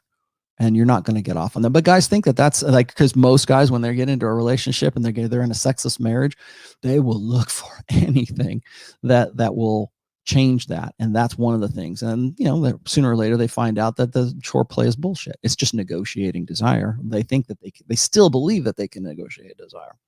All right. That's a tacit negotiation. I'm doing dishes. You know what that means? So overt versus passive. When you are instilling dread in a woman, there's two ways to go about doing this. There's the easiest one to understand is overt dread. And what that means is you like, here's an overt dread. Gotcha, bitch. That's overt dread. So overt dread is telling a woman, like an ultimatum, saying, if you don't do X, Y, and Z, if you don't get your fat ass in the gym, I'm leaving. If you don't start sucking my cock 3 times a week, I'm out. If you don't start X, Y, and Z, or you say, hey, I'm a highly, or you spell it out for her. Remember, women want a guy who just gets it. They don't want a guy who, thanks, Richard. They don't want a guy who has to be told about it, and they don't want to have to be told as well. So I've mentioned this on several occasions. I've said, women don't want to be told about the game. They want to play the game. Here it is in action. If you have to say, if you at your wit's end and you have to say, if you don't do these things, well, I'm a highly valuable guy. And if you don't do these things, well, your best friend Shelly wants to suck my cock, and your girlfriend Jan wants to suck my dick. So unless you would like to take care of this, you're my wife, I would much rather be with you. I'm probably going to have to go do something like, hey, I'm highly desirable. What is it? Was it Ron White? Are you guys familiar with Ron White? Ron White he's one of my favorite stand-up comedians. He's really kind of like Dean Martin from the old days, sit there with his cigar and his tumbler of scotch or something. He had this one joke. He says, he was talking about like infidelity. And he says, ladies, I'm a good dog, but you got to pet me to keep me on the porch. That is overt dread. You've got to show something. We got to have, and again, the reason why I say overt dread is less effective than passive dread, and I'll tell you why here in just a second, is overt dread implies transaction. And that's another thing about like chore play. It implies transaction, implies that you have already have a set environment, a set atmosphere in your relationship that is predicated on, if I do this, then you do this for me. So if that's the way it is, overt dread kind of makes sense. And it makes sense to guys who just simply don't want to involve themselves in the game, right? They're usually, when guys initiate overt dread, they do it because they are manipulative. Yes, you can use dread manipulatively, and usually it's in the form of ultimatums. And that's really what that is. And just a quick note on ultimatums, and this is going to probably shock a few people, but it is my opinion that ultimatums are expressions of powerlessness. Because what an ultimatum does, and now I'm not saying you personally saying this, I'm saying like anybody saying this. So like when a woman says, if you don't do X, Y, and Z, I'm leaving, or I'm doing this or whatever, like what that is it's not about the actual ultimatum. It's not about the action. It's not about the transaction even. What it is it's about her or you getting to a point of such exasperation that you're like, okay, this is untenable anymore. I'm going to do, and in some cases, maybe it's useful, but it is, whether or not it's useful is irrelevant. I'm saying that a ultimatum is a declaration of powerlessness, because it means you've reached a point where that person, and you're admitting this vocally, whether you know you are or not, you're admitting, I need you more than you need me. I need this from you, and if you don't do this, then that's a deal breaker. I'm done. People say, well, that's noble. You should do that. Okay, fine. But you're still saying, I am so powerless that I have to say, I'm going to end this contract. I'm going to end this whole thing because I'm so powerless against you doing whatever. I don't want to be a party to it anymore.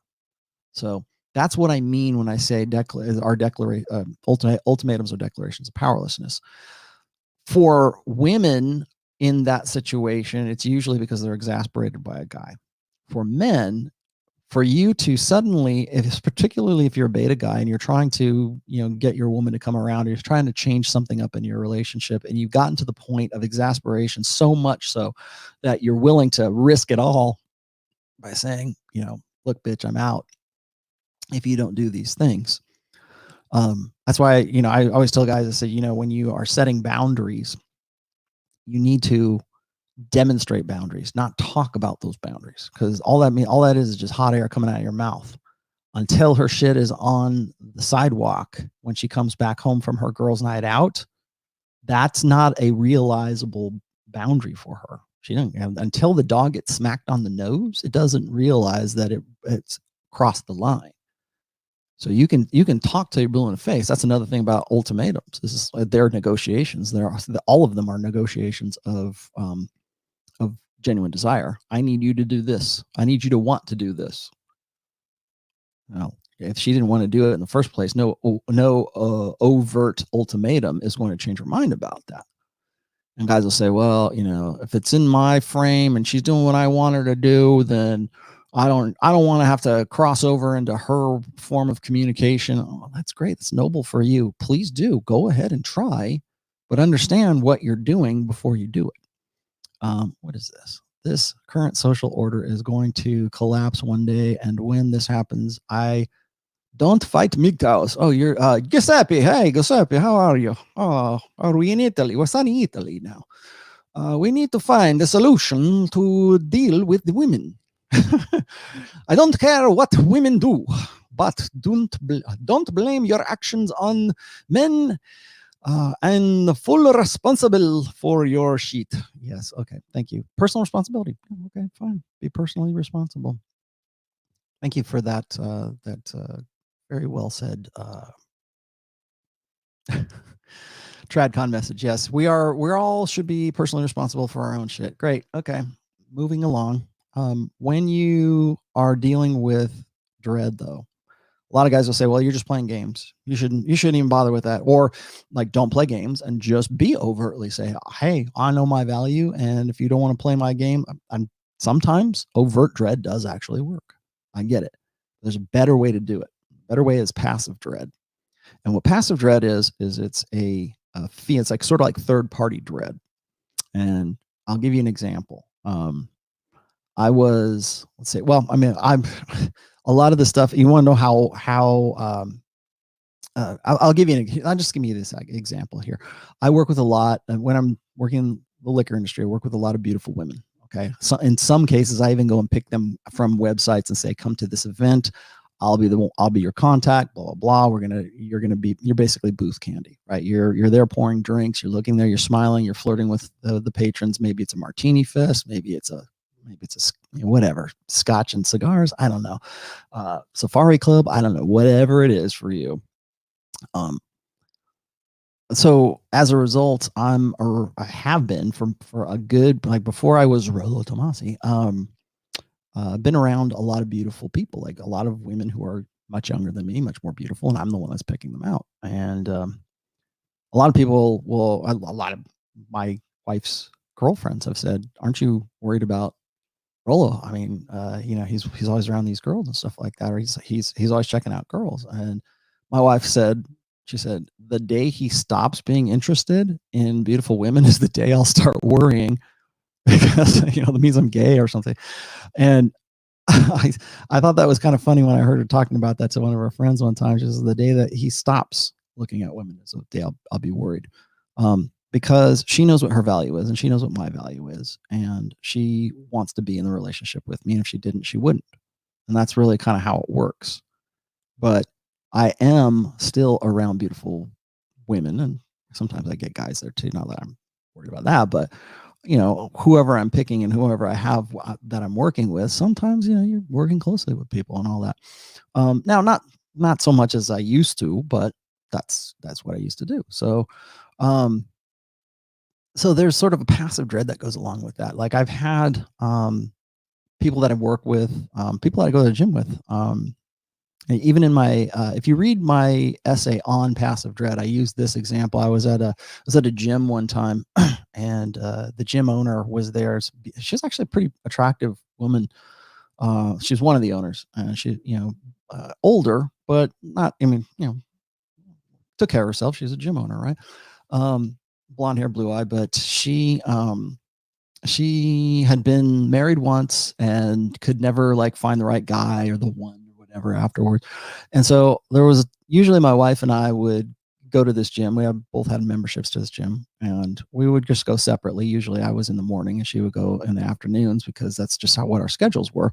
And one time, like every blue moon, we go in there on a weekend and we work out together.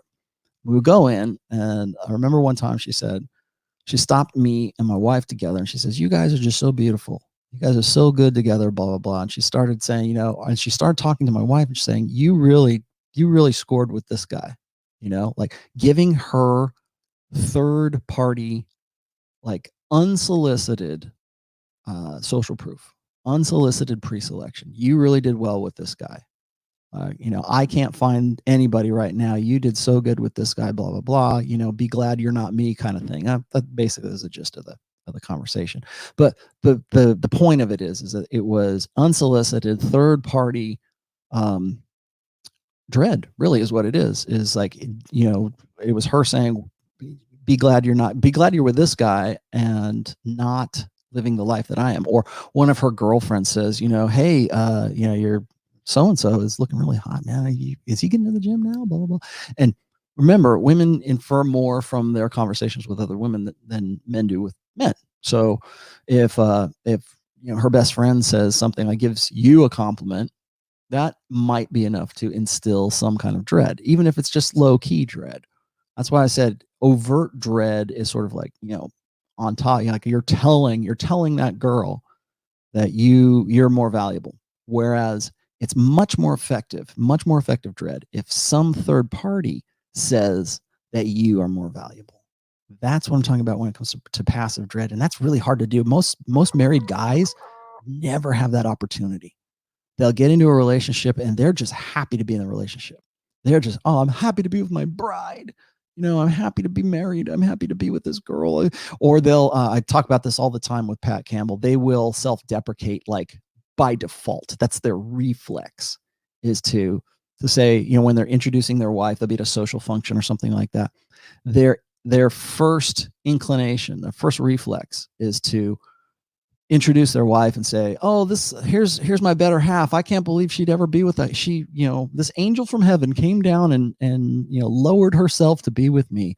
I have no idea what she sees in me. I'm just a schmuck, but look how gorgeous and beautiful she is." And this is a blue pill mentality. Most blue pill guys, most guys who base their relationship on comfort and familiarity will do this like by default. They will self-deprecate themselves just so that they can, because they think that to raise their woman up, they must lower themselves. I must become less, she must become more. And think about what that means in a religious context too, right? She's got to be above me. And so how can I make her feel like she's a queen? Well, I have to be a pauper. I have to be a beggar. And she has to be the princess. I can't believe this beautiful woman would have anything to do with me. Ha, ha, ha, ha, ha. Fuck you. All right. What, imagine this. And I've done this before too, is I introduce my wife saying, "Yeah, I love her, blah, blah, blah." I don't even have to qualify to say, "Here's my wife, blah, blah, blah." And then some chump in the audience will go, "Oh yeah, you're lucky to have her," or something like that. And I'm going, "No, she's lucky to have me." And like just deadpan it. And everybody laughs. "Oh, can't believe you just said that." No, seriously, she's lucky to have me. And to have that attitude about yourself. And so that your default, you guys would say, "Well, how do I internalize the red pill?" Your default reflex response has to be something like that. She's lucky to have me. And she is. My wife is definitely lucky to have me. I do a lot of things. I'm a lot of things to a lot of people. I know my value. I know what my value is as a man, and I know what my value is as a man to other women. Remember what I said before in the thread. Nothing is more simultaneously attractive, yet simultaneously fear-inspiring than a man who understands his own value to women, and as well as to other guys as well. So, it's like, well, that's Rollo just being cocky. No, honestly, she's lucky to have me, and that's okay. There's nothing wrong with that. So let that sort of percolate a little bit, because really most guys don't have the opportunity to get that third party pre-selection or that third party social proof. Because once they get out of the single life, once they don't have their crew and their boys there to pat them on the back, once they don't have once the fame is gone, once they're not like Aubrey Huff, man, once you're not playing in the World Series anymore, once you're not a star athlete and you walk off the field, your options for social proof are very, very limited. And that's now I'm using Aubrey. I love Aubrey to death, but like when a star athlete comes off the field and his identity is wrapped up in who he is on the field, and his wife's impression of him or perception of his identity is based on who he is on the field or what he does or his social status, and suddenly you take that away from him.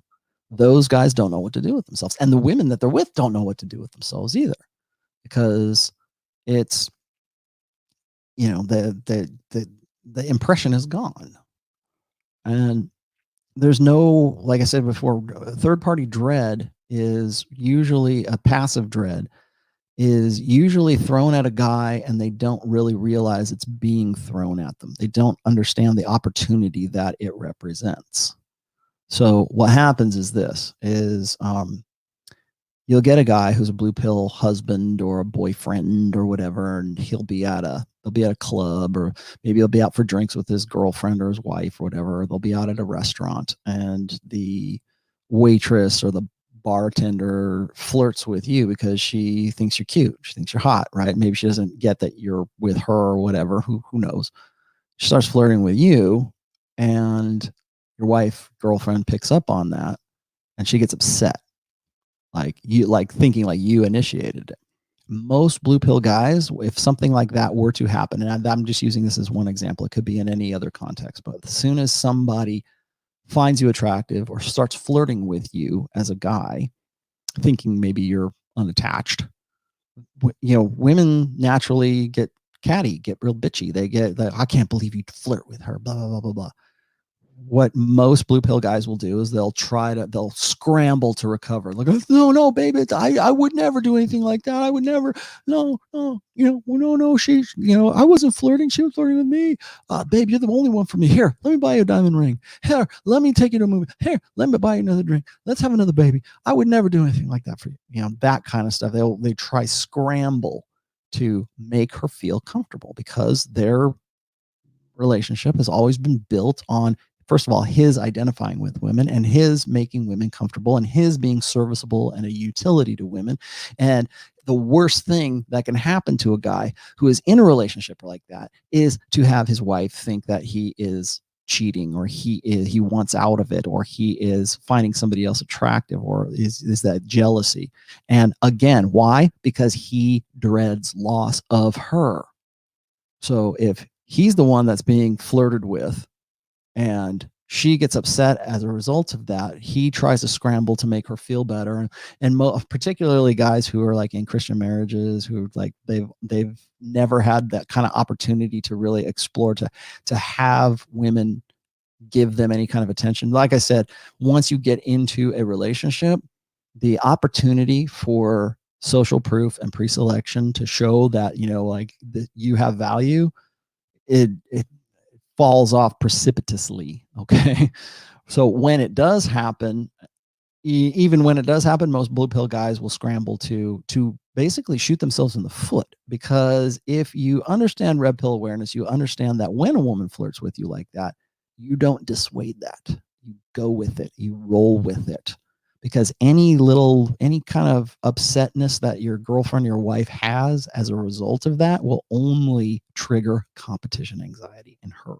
It will only show that you have social proof, that you have pre-selection, that, hey, you know what? I'm a kind of guy that women want to fuck and guys want to be. I can't help it if they want to be with me.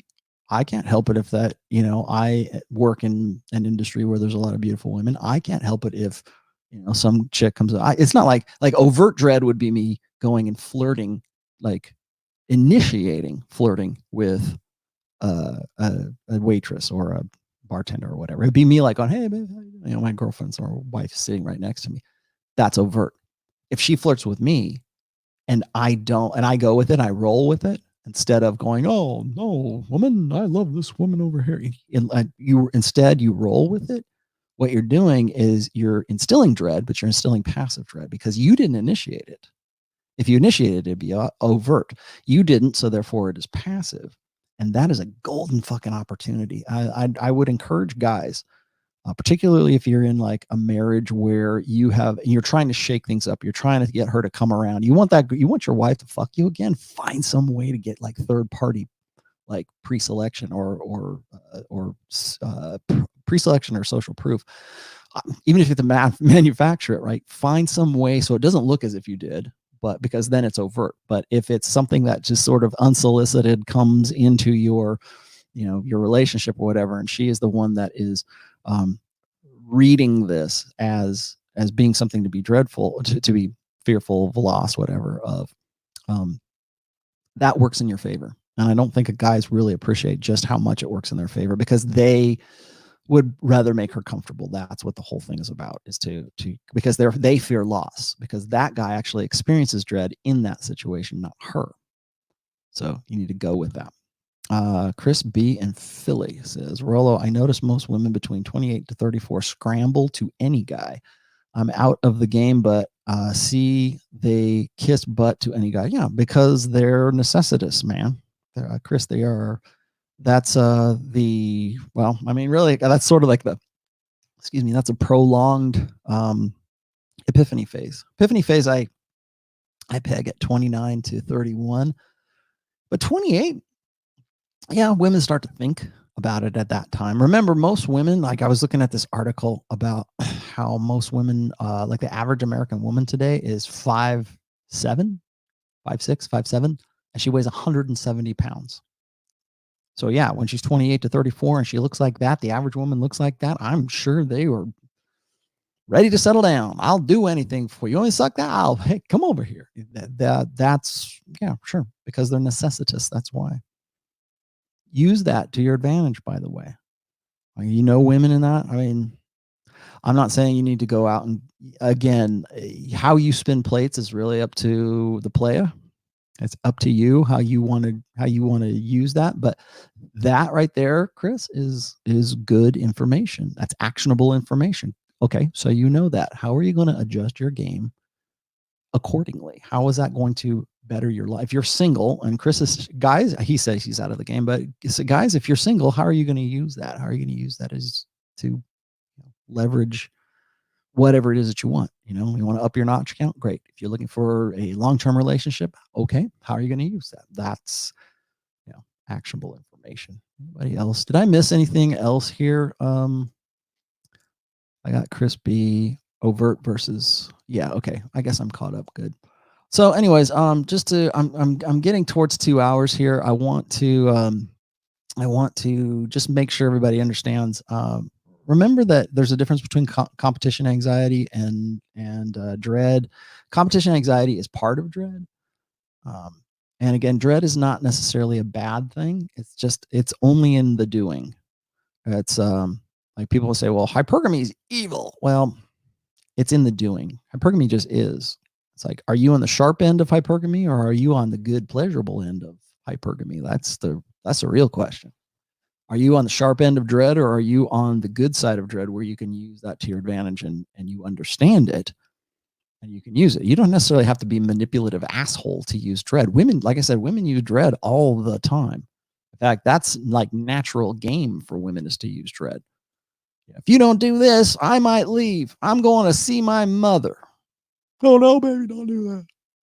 That's dread. That's the, oh, don't take my kids away from me. Yeah, that's dread. She could do that. You get it. Like, I would almost say that like most modern marriages are just a varying degrees of dread on men because they understand what they can lose as a result of that. So here's your MGTOW moment for the show is be very careful about getting married. Or if you decide that you want to be in a long-term relationship, make sure that it is, first of all, on your terms, and then second of all, protect yourself. How's that? Let's leave it at that because that's the nicest way that I can put it. So anyways, I hope that has explained a little bit about dread to you guys. It's again, it's not a bad thing. It's only bad in the doing. Can it be manipulative? Yes, absolutely, it can be manipulative. But it doesn't have to be. I think one part of, like I was telling you before, like when guys get into the situation where they're experiencing passive dread, and I use the instance of the waitress or the bartender who flirts with you, and you dissuade it. You try to diffuse it because you think your wife's going to get jealous and she won't have sex with you. Well, the thing is women don't want a guy to cheat, but they love a guy who could cheat. They want the guy who is desirable enough from other women that they have to stay on their toes. No woman is going to say that. No woman's going to tell you these things because they'll say, I want that. I want a guy who's going to make me feel comfortable and loved and da da da da.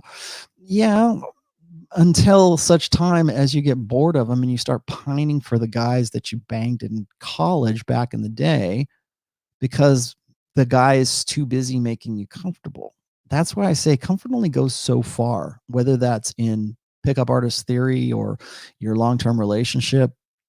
Too much comfort is a bad thing. I mean, we what's interesting is that guys will get like really upset if I say you need to like find some ways to instill dread, or you need to find some ways to make your wife or your girlfriend or the women plates you're spinning. You need to find some way to instill urgency, a sense of urgency, so you can get back to that hot monkey sex that you really want anyways, which is the kind of sex that really develops into strong relationships because she wants you and you want her. There's the best relationships are built on genuine desire. Okay. Don't let anyone tell you anything different. Sex is the glue that keeps men and women together in relationships.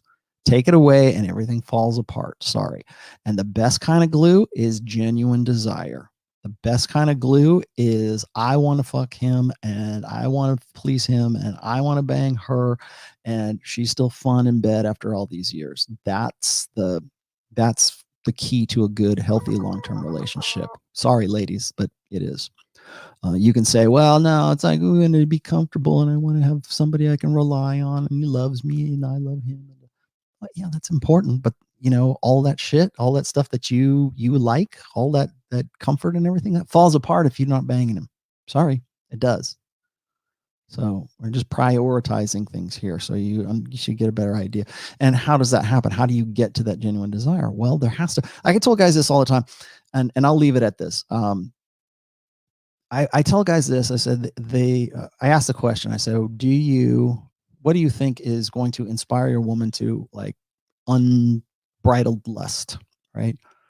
Date night where you contrive a romantic dinner and you take the kids to mom's house and you go and you rent a room somewhere and you get the spa suite and you go to the nice steakhouse and sprinkle roses all over the bed and you have wine and chocolate covered fucking strawberries and you think that's what gets her going, or do you think the fear of losing you in a really bad breakup? How many unexpected kids, how many unexpected pregnancies do you think happened as a result of date night? And how many happened as a result of, oh my God, if I don't fuck this guy now, I'm going to lose him? That was the inspiration. The contrived date night or the breakup / makeup sex? I would say the breakup / makeup sex. That's where it's like hot animal sex. And why? Why is that? Why is it that maybe here's a question for the group. for the comment section here. Why is it that a woman will be inspired to lose weight, get a personal trainer, go to the gym and everything to get herself back in the sexual marketplace, yet she won't do it for the husband that she is now divorcing? She's happy to make, you can scream till you're blue in the face, get on that Peloton, bitch. Gotcha, bitch. Get on the Peloton. Yeah. But you can tell her that all day long and she won't do it for you, but she will do it if for a guy that she doesn't even know that she's not, because there's that urgency. There's competition anxiety. There's no competition. There's no anxiety in your relationship. There's no fear of loss. And it doesn't have to be a fear. Maybe it's just a concern. Maybe dread is the wrong term to use. It's not, oh my God, I'm dreading it. No, it's not just dread. It's a concern. We tell women all the time, or, feminists tell women they need to be strong, independent, and usually that's independent of men. And the prime directive of feminism is never do anything for the express pleasure of a man. Well, now carry that over into marriage. Is it any shock that guys are default to make her feel better? How do I fix this? How do I do more things to make you want me? How do I like guys will cry in my lap. I would do anything. She just told me what to do. I would do it. I love her so much. They will. Got women, lots of guys will be happy to do anything you want, except for what you want, which is to have urgency, genuine sexual desire, enthusiastic sex. They're not the kind of guy that can inspire that in you. So what are you going to do? I'll go lose weight so that I can get with a guy who does. that's the answer. Really, that's the answer to it. So, all right, guys, I'm going to go. Hope you guys have liked this one. I hope it has been informative. I'm going to try to cut off at the 2-hour mark from here on out. So a little bit of housekeeping. Rule 0 will be on Saturday morning. Ryan Stone is hosting. It will be at 11:30 a.m. Eastern time on his channel. We're probably going to talk about the Harvey Weinstein thing and the underlying issues that go along with that. So I think it's not only is it timely, it is also something that we can sort of dig our teeth into. So we'll probably talk about that. The other announcement is that Rule 0 Live in Las Vegas is just about officially sold out. We'll probably make the sold out announcement on Saturday. The only reason is I have 2 tickets left, 2 of my overage tickets. I already sold my original 20. Those were gone in like the first 3 days, 4 days, 3 or 4 days. Then we got overage tickets because we built in a little bit of padding in there so that we could, if it was really super popular, that we would have something left, or we'd have tickets left for guys who we could just either give away or we could sell, whatever. So we had overage tickets. I know that John is completely out. I know Rich is completely out. I think Ryan's completely out as well. I don't know where Troy is with his overages. I have 2, and that's really only because I've been hanging on to them because guys kept telling me hold on to them for me. Nobody's bought them yet. So I still have 2 overage tickets. If you want to get a hold of those, if you ask me for one, hit me up now because we're going to be sold out. Just saying. And I don't know whether we're talking about maybe doing another one later on. We don't know. We're going to see how this one goes before we make that call. So this might be the only one we do this year. So if you want to get in, there are literally 2 spots available in the overages. We're at 100. We're over 100 actually right now. So you will be there with a minimum of 100 guys. And the other things that are going on there, of course, is the hot dude house that John from Modern Life Dating and Troy are doing. I will be at that on Friday, I guess, afternoon. So I'll be hanging out there with you guys. That's not my gig. That's really kind of like Troy and John's. But if you're into that, you might want to hit them up and see if I don't know if there's any available spots at that thing, but I will be there to just sort of do some, I guess, impromptu talks there. Of course, then April 18th will be the official conference. It's just a one-day thing. There's only 5 of us speaking. And it is myself, Rich Cooper, John from Modern Life Dating, Troy Francis, and Ryan Stone, all the guys from Rule Zero. This is our first gig, so it's just us guys. Again, if we do something later on, we might do something more expanded. We'll see. We'll see how it goes. If you really dig this one, show us that you really dig it, and then we'll do another one. How's that? And finally, on the Sunday, the 19th April, Ryan and I are putting together a talk, sort of a Sunday morning or Sunday, or late morning, a brunch. No, it's not brunch. Just to, get together, guys. We're going to limit it, I think, to about 2 dozen. So there'll be 24 guys. I don't know if it's going to be an upsell or we're just going to do it. If it is, it won't be all that much, but it's just sort of to cover cost of location and everything. And it'll be more like a Q&A. There'll be segments of the conference as well as this where we're going to, we'll have video going on there. We might do a live Rule Zero. I'm not sure. We're kind of up in the air. We're still throwing around ideas, but we just want to make it valuable for you. And it's a gathering, man. It's not a convention. It's like a conference of guys. Conference is a better term, I guess. But we're down on your level. We're talking to you face to face. We're not up on a stage. We're not in a dark room where we'll talk about what we talk about. I don't know yet. I haven't decided what I'm going to talk about just yet, but I think the other guys do. Anyways, so hopefully you guys got something out of today. Hopefully you like the new lead in. I've got some other stuff here too. What is this other shit here? I'm going to use that one. I'm going to use that drop on Saturday. That'll be funny. All right, guys. Thank you for watching, and I will see you on Saturday. Bye-bye.